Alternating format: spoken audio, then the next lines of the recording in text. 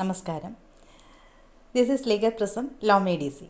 പിതാവ് സ്വത്തുക്കളെല്ലാം സ്വന്തം ഇഷ്ടപ്രകാരം ഒരു മകന് മാത്രമായി നൽകി. പിതാവിൻ്റെ അവസാന നാളുകളിൽ പിതാവിനെ നോക്കിയ മകനാണ് ഈ സ്വത്തുക്കളെല്ലാം നൽകിയത്. മറ്റു മക്കൾക്ക് ഒരു സെൻറ്റ് പോലും സ്വത്ത് നൽകിയില്ല. അവർക്ക് പിതാവിൻ്റെ സ്വത്ത് തുല്യമായി കിട്ടാനുള്ള അവകാശമില്ലേ? അവർക്ക് കോടതി വഴി ആധാരം റദ്ദ് ചെയ്ത വസ്തുക്കൾ തിരികെ എടുക്കാൻ കഴിയുമോ എന്നാണ് ഒരു സുഹൃത്ത് സംശയം ചോദിച്ചത്. അതിൽ ഇതിനുള്ള ഉത്തരം നൽകിയിരുന്നു. ആ വീഡിയോ കണ്ടവർക്ക് ഇത് വളരെ എളുപ്പം മനസ്സിലാകും. അത് എൻഡ് കാർഡായി ഇടാം. പിതാവ് ജീവിച്ചിരിക്കെ മകന് അല്ലെങ്കിൽ മകൾക്ക് സ്വത്തിൽ എപ്രകാരമാണ് അവകാശം നിലനിൽക്കുന്നത് എന്ന സങ്കീർണമായ നിയമപ്രശ്നമാണ് ഇന്ന് നമ്മൾ ചർച്ച ചെയ്യുന്നത്. ഈ ചോദ്യം സാമാന്യം നിയമകാര്യങ്ങളിൽ വിവരമുള്ള ഒരാളോട് ചോദിക്കുകയാണെങ്കിൽ അദ്ദേഹം ഇങ്ങനെ മറുപടി പറയും: ജീവിച്ചിരിക്കുന്ന പിതാവിൻ്റെ പൂർവിക സ്വത്തിൽ മക്കൾക്ക് അവകാശമുണ്ട്, എന്നാൽ സ്വയാർജിത സ്വത്തിൽ മക്കൾക്ക് അവകാശമില്ല. ഈ മറുപടിയിൽ എത്രത്തോളം ശരിയുണ്ട്, എത്രത്തോളം തെറ്റുണ്ട് എന്നാണ് നമുക്കറിയാത്തത്. ഇതാണ് നമ്മളിന്ന് പരിശോധിക്കുന്നത്. ഇത് പരിശോധിക്കണമെങ്കിൽ എന്താണ് പൂർവിക സ്വത്ത്, എന്താണ് സ്വയാർജിത സ്വത്ത് എന്ന് മനസ്സിലാക്കണം. സ്വയാർജിത സ്വത്ത് എന്ന് പറഞ്ഞാൽ സെൽഫ് അക്വയർഡ് പ്രോപ്പർട്ടി, അതായത് പിതാവ് സ്വന്തം പ്രയത്നം കൊണ്ട് സമ്പാദിച്ച സ്വത്ത്. വില കൊടുത്ത് വാങ്ങിയതാകാം, ഗിഫ്റ്റായി കിട്ടിയതാകാം, അതുപോലെ ഷെയറായി കിട്ടിയതുമാകാം. എന്നാൽ പൂർവിക സ്വത്ത്, അതായത് ആൻസിസ്ട്രൽ പ്രോപ്പർട്ടി എന്നത് വ്യത്യസ്തമായ ഐഡിയയാണ്. അത് ഹിന്ദു കൂട്ടുകുടുംബ സമ്പ്രദായവുമായി ബന്ധപ്പെട്ടതാണ്. അൺഡിവൈഡഡ് എന്ന് പറഞ്ഞാൽ വിഭജിക്കാത്ത എന്നാണ്. അവിഭക്ത കൂട്ടുകുടുംബം. കൂട്ടുകുടുംബം എന്നാൽ ഒരു ഫാമിലി ട്രീയിൽപ്പെട്ട എല്ലാവരും ഒരേ കൂരയ്ക്ക് കീഴിൽ ജീവിച്ചു വരികയും വസ്തുവകകൾ ട്രസ്റ്റ് പ്രോപ്പർട്ടി പോലെ കൈവശം വെച്ച് അനുഭവിക്കുകയും ചെയ്തിരുന്നു. ഈ കൂട്ടുകുടുംബ സമ്പ്രദായത്തിനുള്ളിൽ തന്നെ ചെറിയൊരു കോർപ്പറേറ്റ് സമ്പ്രദായം നിലനിന്നിരുന്നു. അതിനെ കോർപാസനറി എന്നാണ് പറഞ്ഞിരുന്നത്. ഈ കോർപാസനറി കോർപ്പറേറ്റ് എൻറ്റിറ്റിയിൽ ഒരു MD ഉണ്ടായിരിക്കും. അദ്ദേഹത്തെ കർത്ത എന്നാണ് വിളിക്കുന്നത്. ഈ കർത്തയെ കൂടാതെ ഡയറക്ടർ ബോർഡ് അംഗങ്ങൾ പോലെ ചില മെമ്പർമാരും ഉണ്ടാകും. അവരെയാണ് കോപാർട്ട്നേഴ്സ് എന്ന് പറയുന്നത്. ഇവരും മറ്റ് കുടുംബാംഗങ്ങളും ചേരുന്നതാണ് കൂട്ടുകുടുംബം.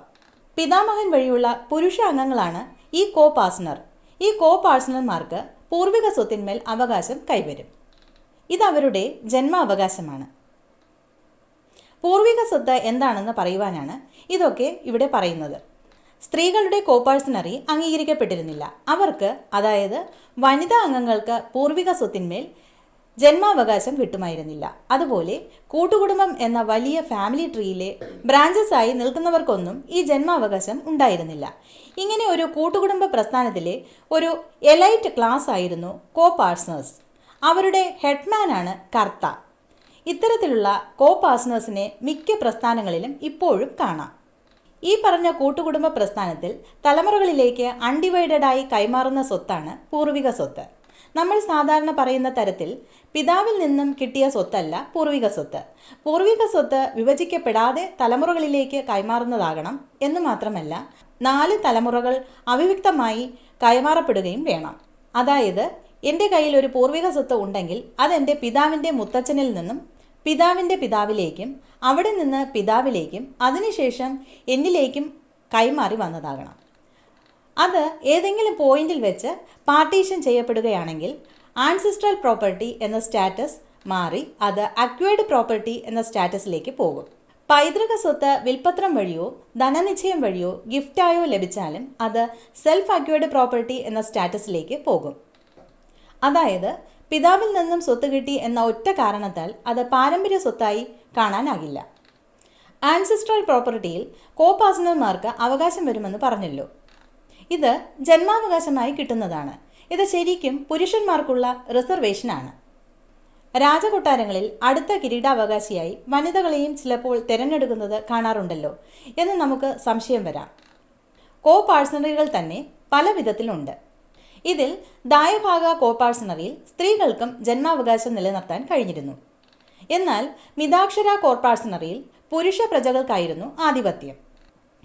വസ്തുവകകൾക്ക് ഒരു ഉടമയുണ്ടായിരിക്കുകയും അയാളുടെ മരണശേഷം മാത്രം അവകാശികളിലേക്ക് കൈമാറ്റം ചെയ്യപ്പെടുകയാണെങ്കിൽ അതിനെ സപ്രതിബന്ധ ദായക്രമം എന്നാണ് പറയുന്നത്.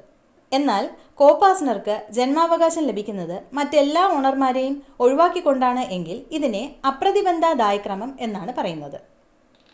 ഇതൊക്കെ കോടതികൾ നോക്കുന്ന ദായക്രമങ്ങളാണ്. അതൊന്നും നമുക്ക് ആവശ്യമില്ല. പൊതുവെ ഹിന്ദു പിന്തുടർച്ചാവകാശ നിയമത്തിൽ സ്ത്രീകൾക്ക് സ്വത്തവകാശം നിഷേധിച്ചിരുന്നു 2005 വരെ. 2005 ഭേദഗതിക്ക് ശേഷം വനിതകൾക്കും ഈ സ്വത്തവകാശം കൈവന്നു. ഇവിടെ നമ്മൾ പറഞ്ഞ കൂട്ടുകുടുംബ സമ്പ്രദായം കേരളത്തിൽ ഇപ്പോൾ നിലവിലില്ല. ഇവിടെ അണുകുടുംബ സമ്പ്രദായമാണ് ഇപ്പോഴുള്ളത്. അണുകുടുംബം എന്ന് പറഞ്ഞാൽ വിവാഹിതരായ പങ്കാളികളും അവരുടെ കുഞ്ഞുങ്ങളും മാത്രം. അപ്പോൾ ആൻസിസ്ട്രൽ പ്രോപ്പർട്ടി എന്താണെന്ന് മനസ്സിലായി. ഈ ആൻസിസ്ട്രൽ പ്രോപ്പർട്ടി ഇഷ്ടം പോലെ കൈമാറ്റം നടത്താൻ കഴിയില്ല എന്നും മനസ്സിലായി. ആൻസിസ്ട്രൽ പ്രോപ്പർട്ടി അഥവാ പൈതൃക സ്വത്ത് വിൽക്കണമെങ്കിലോ കൈമാറ്റം നടത്തണമെങ്കിലോ അതിന് മറ്റു കോപാർട്ട്ണർമാരുടെ സമ്മതം വേണം. എന്നാൽ നമ്മൾ പൂർവിക സ്വത്ത് എന്ന് സാധാരണ പറയുന്ന സ്വത്ത് പൂർവിക സ്വത്ത് എന്ന നിർവചനത്തിൽ വരുന്നതല്ല എന്ന് മനസ്സിലാക്കേണ്ടതാണ്. കേരളത്തിൽ കൂട്ടുകുടുംബ സമ്പ്രദായം 1975 നിർത്തലാക്കി. അതുകൊണ്ട് നമുക്ക് ഹിന്ദു അൺഡിവൈഡഡ് ഫാമിലി എന്ന സ്റ്റാറ്റസ് ക്ലെയിം ഇല്ല. ഈ ആക്ട് നിലവിൽ വന്ന 1/12/1976 ശേഷം ജനിച്ചവർക്കൊന്നും പിതൃസ്വത്തിൽ പിതാവിൻ്റെ ജീവിതകാലത്ത് അവകാശം ഇല്ലാത്തതാണ്. 18 വയസ്സുവരെ മെയിൻ്റനൻസ് അവകാശം ഉണ്ടായിരിക്കും എന്ന് മാത്രം. സ്വത്തിൽ ഇവർക്ക് ബർത്ത് റൈറ്റ് ഉണ്ടാകില്ല. ഇത് സെക്ഷൻ 3 വ്യക്തമായി പറഞ്ഞിട്ടുണ്ട്. പൂർവിക സ്വത്ത് കൈവശം വെച്ചിരുന്നവരെല്ലാം 1/12/1976 ശേഷം പാർട്ടീഷൻ ചെയ്ത് അക്വയർഡ് പ്രോപ്പർട്ടിയായി കൈവശം വെക്കേണ്ടതാണ്. ചുരുക്കത്തിൽ പാരമ്പര്യ സ്വത്ത് എന്നൊരു സ്വത്ത് നിലവിലില്ല. എല്ലാം അക്വയർഡ് പ്രോപ്പർട്ടി മാത്രം. അതിനാൽ മാതാപിതാക്കളുടെ ജീവിതകാലത്ത് മക്കൾക്ക് അവരുടെ സ്വത്തിന്മേൽ അവകാശം ഉന്നയിക്കാൻ കഴിയില്ല. എന്നാൽ മരണശേഷം സക്സഷൻ നിയമങ്ങൾ പ്രകാരം അവകാശം ലഭിക്കും. വ്യക്തി നിയമങ്ങൾ പ്രകാരമാണ് ഈ അവകാശം നിർണ്ണയിക്കുന്നത്. ഹിന്ദു പിന്തുടർച്ചാ അവകാശം, മുസ്ലിം പിന്തുടർച്ചാ അവകാശം, ക്രിസ്ത്യൻ പിന്തുടർച്ചാ അവകാശം എന്നിങ്ങനെ 3 വീഡിയോകളിലായി ഈ പിന്തുടർച്ചാവകാശം ലീഗൽ പ്രിസം ചർച്ച ചെയ്തിട്ടുണ്ട്. അത് എൻഡ് കാർഡായി ഇടാം. അതും കൂടി കാണുമല്ലോ. ഭൂമിയുടെ അവകാശം നിർണ്ണയിക്കാൻ ലീഗൽ ഹെയർ സർട്ടിഫിക്കറ്റിന് വേണ്ടത്ര സാധുതയില്ല. സക്സഷൻ സർട്ടിഫിക്കറ്റ് എടുത്താണ് ഭൂമിയുടെ അവകാശം കണ്ടെത്തുന്നത്. ജില്ലാ കോടതിയിലാണ് സക്സഷൻ സർട്ടിഫിക്കറ്റിന് അപേക്ഷിക്കേണ്ടത്. ഹിന്ദു, മുസ്ലിം, ക്രിസ്ത്യൻ പിന്തുടർച്ചാ അവകാശ നിയമങ്ങൾ ഈ വീഡിയോകളിൽ വിശദമായി പറയുന്നുണ്ട്.